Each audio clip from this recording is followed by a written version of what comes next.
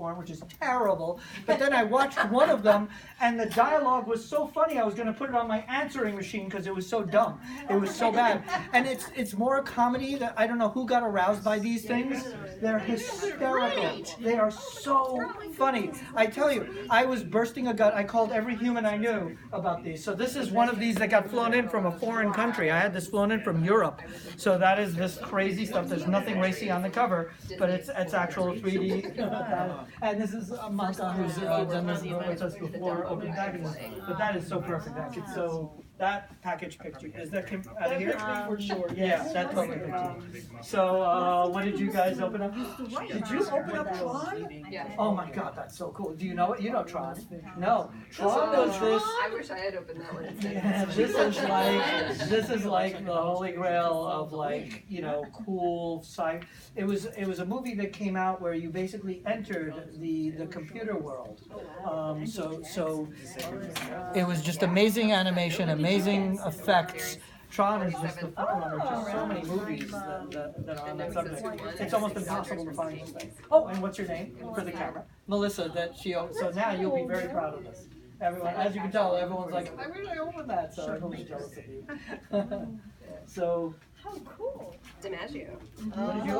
Oh my God, you opened up that? 1947 World Series. These are the highlights from that series. Yeah. This is really hard to find. This is one of the New York ones, so this is going to be, you know, played for maybe today for the New York. That's a 16mm film of the 1947 World Series. This is the highlights from various games. So there's probably a list. I asked them to make me a list of this. So there's a list of all the hubbub. Oh, and for the camera, say your name. Me? Oh, Krista. Krista, who's been here multiple times. She is a regular from, what was it, Ripley's, was it Ripley's the first time you came? No, the 2016 space race oh, that's Red right, Scare yeah. thing. So if you'll see her somewhere wearing a original NASA jumpsuit from the space shuttle program. My sister worked for NASA, and another friend of mine designed parts of the space shuttle and the launch pad, and he got me those uniforms. So I've got 5 of them. One, if you want to see one, is in the Monmouth Library right now. I would lend it to them. And you opened up something really cool. This is, oh, and what's your name for the camera? Sherman. Sherman opened up these DVDs of all these amazing 50s, you know, what the future is going to be like. So normally I try to get these on 16 film, and I've got some of them on 16 film, but I was like, this is like the full list. So I'm still waiting for my help. Yeah, I know, me too. Like the George Jetsons This and reminds me everything. of Like the Disney World flying World of Tomorrow. Yeah. Yes, yeah, that's what I was thinking. Yeah. And I think I have the World of Tomorrow record over there somewhere. We have all that stuff. That is such a cool one. Oh my God, that is cool.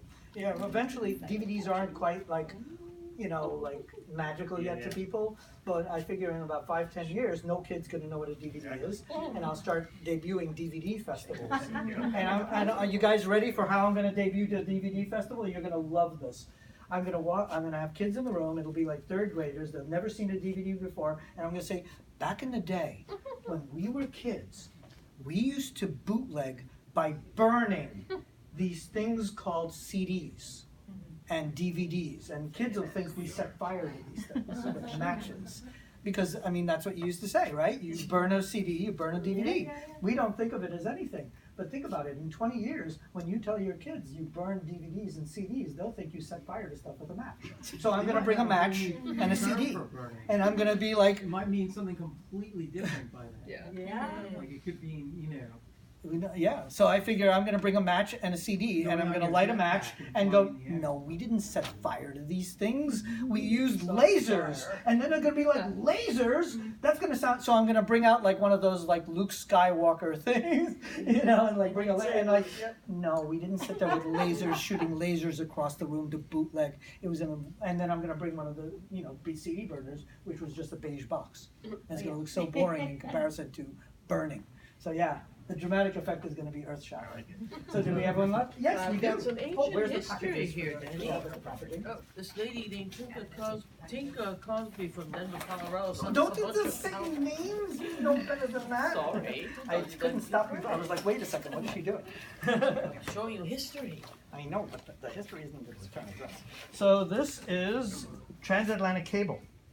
So this, I believe, is my articles on the transatlantic cable from Harper's Weekly from probably the 1860s. Look on the back. Really? Yeah. Oh, I didn't know that. That's not what I thought. I didn't even notice that one. How come they didn't mention that? So these are the mother lode of really cool Harper Weeklies.